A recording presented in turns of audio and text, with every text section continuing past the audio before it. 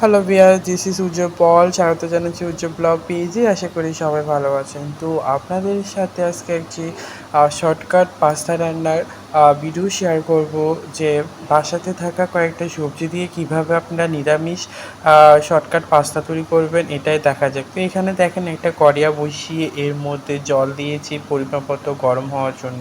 যখন জলটা সিদ্ধ হয়ে আসবে তখন এর মধ্যে পাস্তাগুলো দিয়ে দেব, সাথে একটু সয়াবিন তেল দিয়ে দেবো যাতে পাস্তাগুলো না লেগে যায়। দেখুন পাস্তাগুলো প্রায় সিদ্ধ হয়ে আসছে।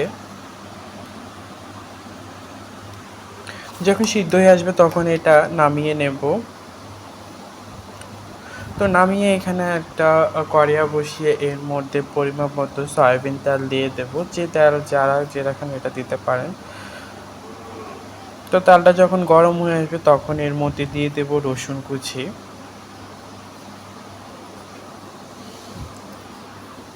রসুন কুচিটা একটু হওয়ার পর তখন এর মধ্যে আমরা দিয়ে দেব পেঁয়াজ কুচি,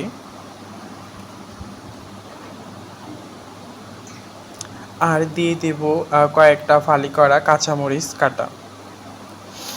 তো ভালো করে এটাকে ব্রাউন কালার করে নেব। পেঁয়াজ, রসুন আর কাঁচামরিচটাকে ভেজে নেব। যখন এটা ভাজে তখন এর মধ্যে আমি দিয়েছি কুমড়ো, তারপরে পেঁপে আর আলু ছোট ছোট স্লাইড করে কেটে এখানে সবজিটা ভাজার জন্য দিয়ে দিয়েছি পেঁয়াজ, রসুন, কাঁচামরিচের সাথে। দেখুন আমার প্রায় আধা সেদ্ধ হয়ে আসছে ভাজতে ভাজতে। আপনারা ঢাকনা দিয়ে ভাজার চেষ্টা করবেন, তাহলে তাড়াতাড়ি দ্রুত সিদ্ধ হয়ে যায়। তখন এর মধ্যে দিয়ে দেব ১ চা চামচ লবণ। আপনারা স্বাদ অনুযায়ী লবণ মরিচটা ব্যবহার করবেন।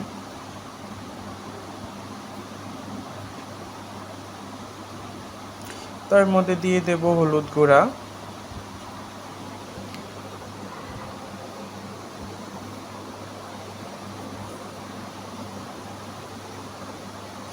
তো এখানে দিয়ে দিচ্ছি আমি মশলার গুঁড়াটা।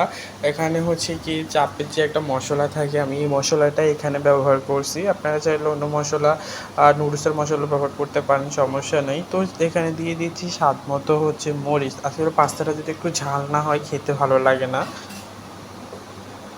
দেখুন আমার সবগুলা সিদ্ধ হয়ে গেছে, কত পারফেক্টভাবে সুন্দরভাবে সিদ্ধ হয়ে গেছে। যখন এগুলো সিদ্ধ হয়ে আসছে তখন এর মধ্যে দিয়ে দেব ১ মগ দুধ, ভালো টেস্ট আনার জন্য। আমরা যেহেতু এখানে ডিম ইউজ করব না, তা আমরা এখানে দুধটা ইউজ করতেছি, যাতে ভালো লাগে খেতে।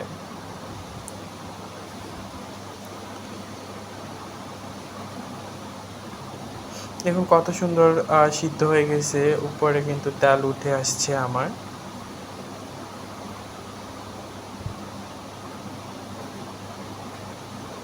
প্রায় একদম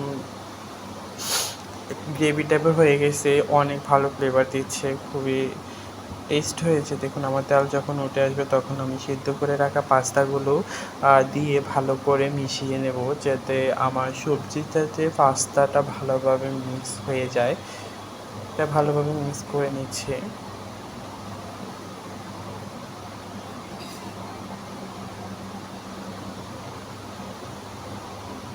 মিক্স করে আপনারা নামিয়ে নেবেন। এভাবে নিরামিষ পাস্তা রান্না করলে খুবই টেস্ট হয়। আমি একটু সিদ্ধ হওয়ার জন্য এখানে পরিমাণ একটু সামান্য জল দিয়েছি।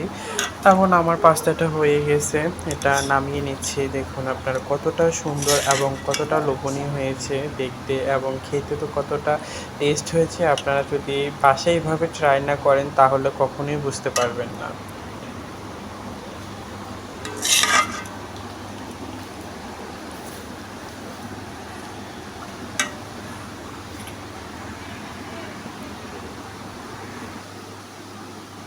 তারপর এই ফাইনাল লুক। দেখুন কতটা গ্রেভি টাইপের হয়েছে। আমরা যেহেতু ঝাল ঝাল খেতে একটু ভালো লাগে, তাই আপনারা ঝাল দিতে পারেন, আর যারা ঝাল না খেতে চান তো অল্প ঝাল দিতে পারেন। আবার দেখাবো কোনো ব্লগে। সেই পর্যন্ত সবাই ভালো থাকুন, বাই।